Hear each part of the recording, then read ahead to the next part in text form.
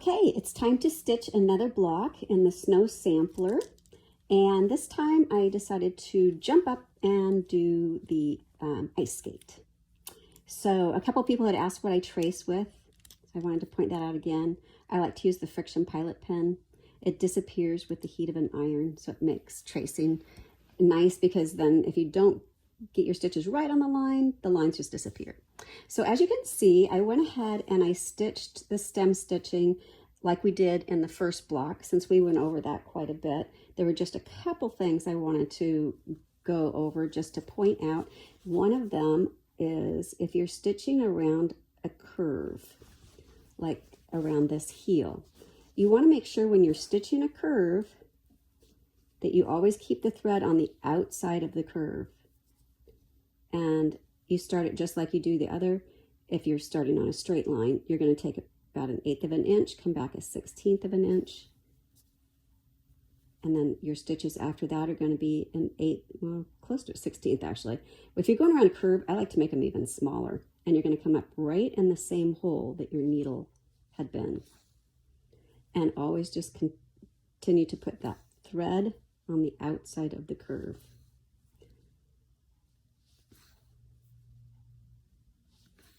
Just like that. So the next stitch is a running stitch, and since there isn't much of a jump, I'm just going to pull my needle right up to the next line of stitching. So all the dashed lines, the big dashes, those are running stitches, which is basically like quilting, or you're just going to go up and down and up and down.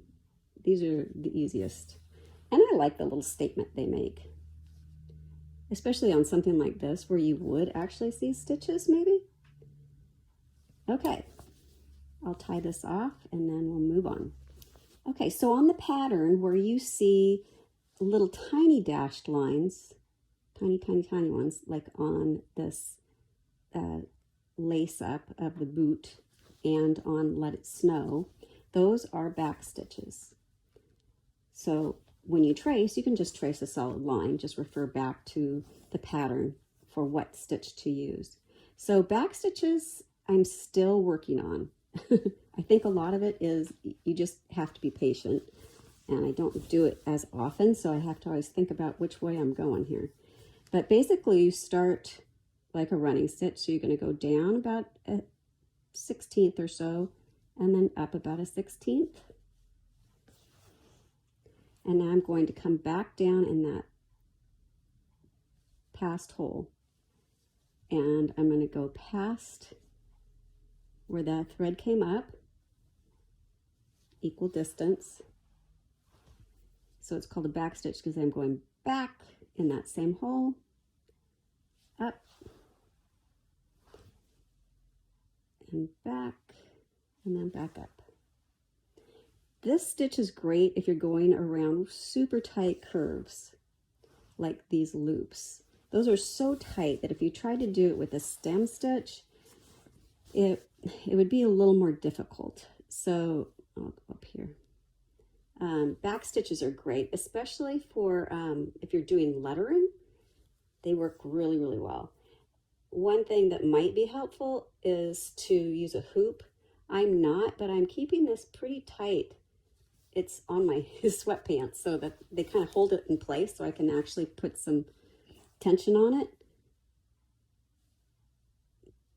And yes, it's noon and I'm wearing sweatpants, but oh well. That's why I edit it, so you can only see my hands and not the rest of me. Okay, I'll speed this up.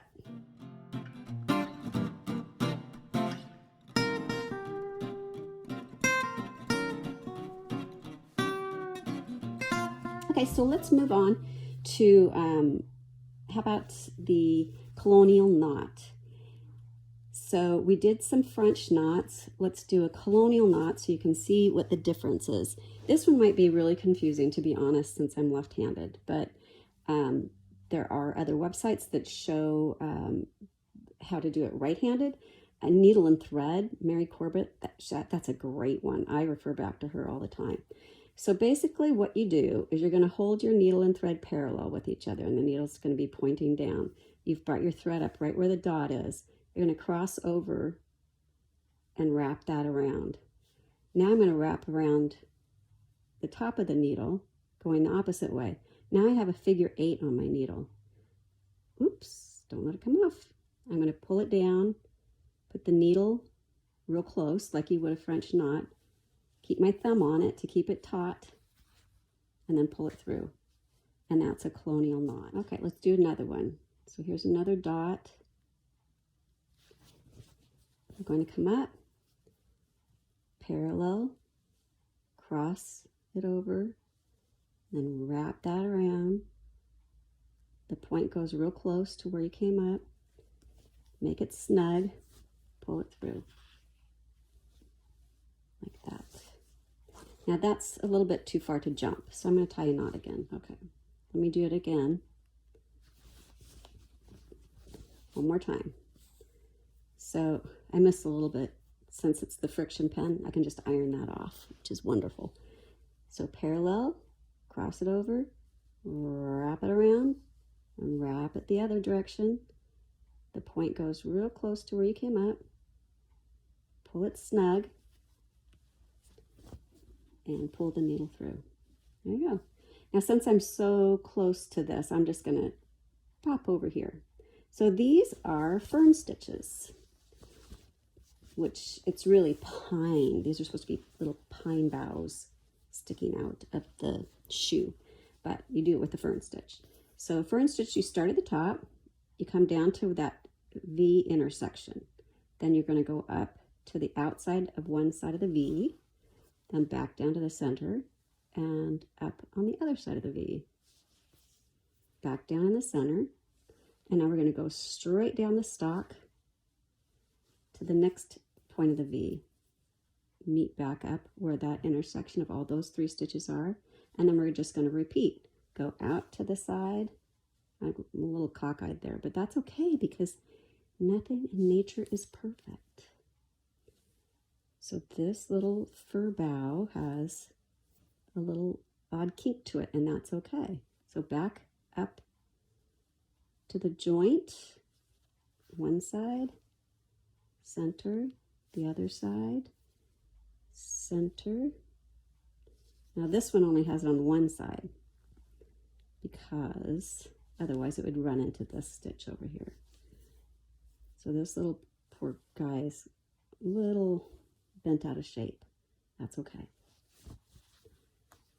Now since we're so close over here, I'm just going to pop up over here and do this one last time for the colonial knot. Parallel, wrap it under, wrap it over, down real close, pull it taut, and there we go. Okay, I'll speed it up and meet you in a little bit.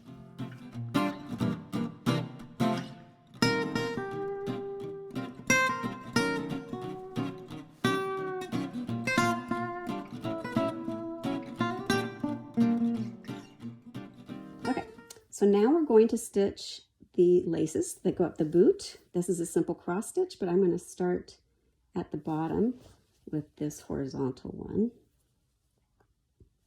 Come back over there, and then I'll start my cross stitches. So I'm going to go up, cross it directly.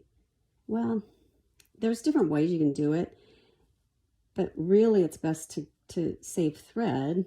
It would be better if I turned my fabric and then went this way, because otherwise I'm going to be carrying it quite a bit farther on the back.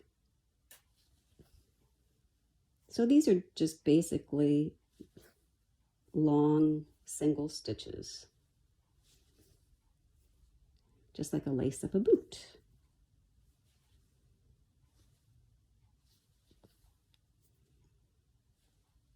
And if they're too long for you, you can just go down right in the center too and make it 2 stitches.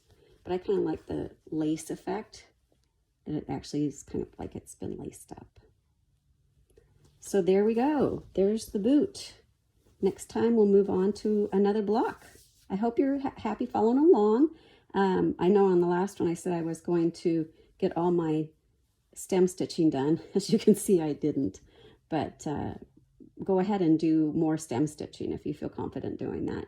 You could do all the outlines. All right, see you next time. Thanks, bye. Thank you so much for watching this tutorial. If you enjoyed it or learned something from it, I hope you will click like, and I would love it if you'd also follow me so you don't miss any new tutorials. Thank you.